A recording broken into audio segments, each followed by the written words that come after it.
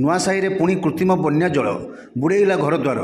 ବନ୍ୟା ଜଳରେ ଜନ୍ମଦିନ ପାଳନ କଲେ ଯୁବଗୋଷ୍ଠୀ।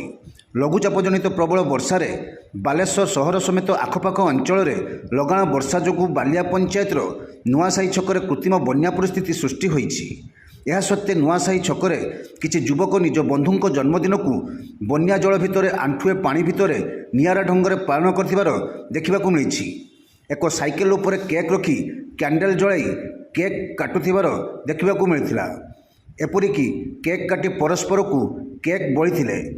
ଏ ସମ୍ପର୍କରେ ପଚାରିବାରୁ ଉପସ୍ଥିତ ଯୁବକ ଓ ତାଙ୍କର ସହଯୋଗୀମାନେ କହିଥିଲେ କି ଆମେମାନେ ଗୋଟିଏ କମ୍ପାନୀରେ ଚାକିରି କରୁ। ଆମେ ଅଫିସ କିମ୍ବା ହୋଟେଲର ବନ୍ଦ କୋଠରୀ ମଧ୍ୟରେ ସାଙ୍ଗମାନଙ୍କର ଜନ୍ମଦିନ ଅନେକ ବର୍ଷ ହେଲା ପାଳନ କରି ଆସିଥିଲୁ।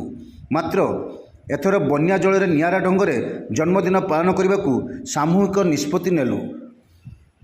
ମନୁଷ୍ୟକୃତ ବନ୍ୟା ଯୋଗୁଁ ପୋଷ୍ଟାଲ କଲୋନୀ ଓ ମୁଖ୍ୟ ରାସ୍ତାରେ ବନ୍ୟା ଜଳ ଜମି ରହିଥିବାରୁ ହଜାର ହଜାର ଲୋକେ ଜଳବନ୍ଦୀ ଅବସ୍ଥାରେ ଥିବାବେଳେ ଆମେ ଜନ୍ମଦିନ ପାଳନ କରିବା ଦୁଃଖଦାୟକ ହୋଇପାରେ। ମାତ୍ର ବନ୍ୟା ଜଳରେ ସାଙ୍ଗଙ୍କ ଜନ୍ମଦିନ ପାଳନ କରି ପ୍ରଶାସନକୁ ସଚେତନ କରିବାକୁ ଆମ୍ଭେମାନେ ଏଭଳି ନିଷ୍ପତ୍ତି ନେଇଛୁ ବୋଲି କହିଥିଲେ ଯୁବଗୋଷ୍ଠୀ।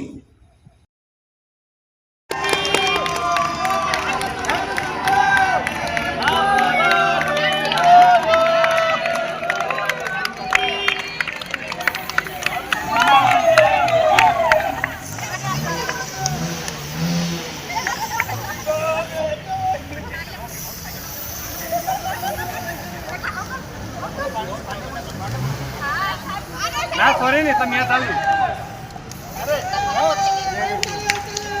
एतर पुढे दे